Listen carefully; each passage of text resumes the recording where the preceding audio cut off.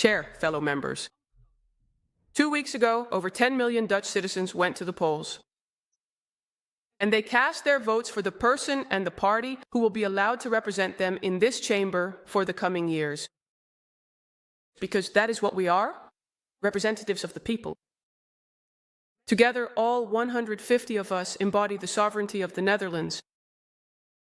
Each of you represents a group of Dutch citizens who have given you the mandate to help shape the future of our country on their behalf.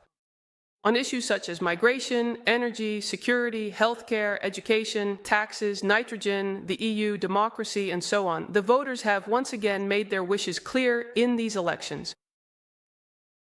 Wishes that, in several cases, have managed to secure majorities if we look at the election platforms of the parties represented in this chamber. Let me give a few examples. Migration. A broad majority of 117 seats supports stricter migration policies, ranging from a complete asylum stop to a significant reduction in the influx, or moving asylum applications outside of Europe. FVD, CDA, GroenLinks, Labour Party, and Christian Unie campaigned for a migration balance of 40,000 to 60,000 people per year.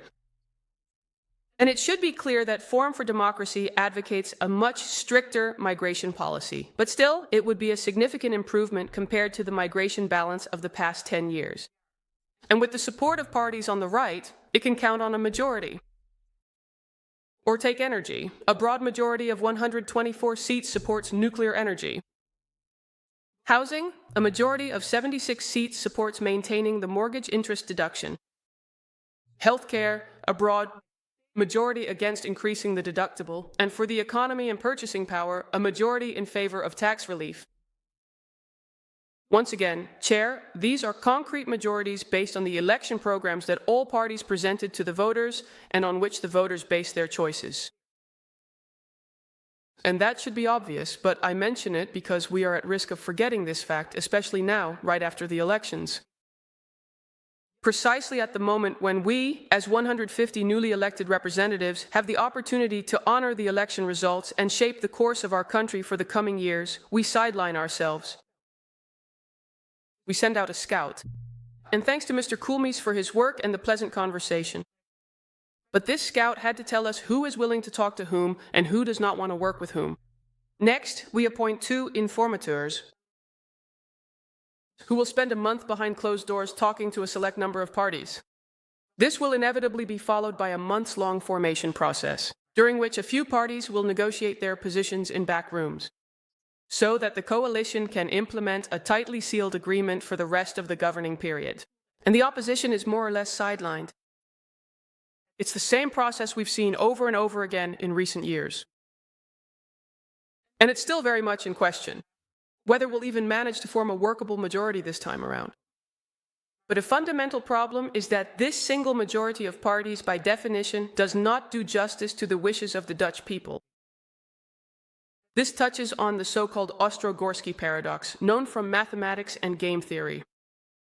By trading off positions against each other during the coalition formation process, political majorities can emerge that are not actually supported by a majority in society.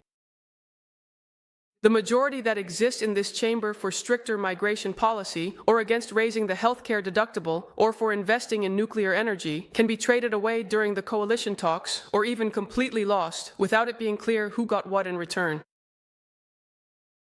But the good news is that the solution to this problem is also present in this chamber. With you. We, as 150 representatives of the people, can, if we want to, vote today on the major issues of these elections. The programs of the various parties provide an excellent basis for this. And in the second round, I will therefore submit a number of motions on several major topics.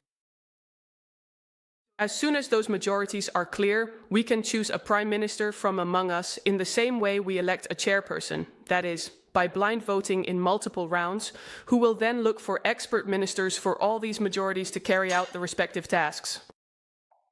Chair, this approach has 3 major advantages. First, it breaks the current deadlock. We can get started right away with what the voter wants without months of negotiations. So no delays, no endless talking, but decisiveness and clarity. Second, it restores trust in politics. The Dutch people see that election promises are being fulfilled and not watered down in compromises.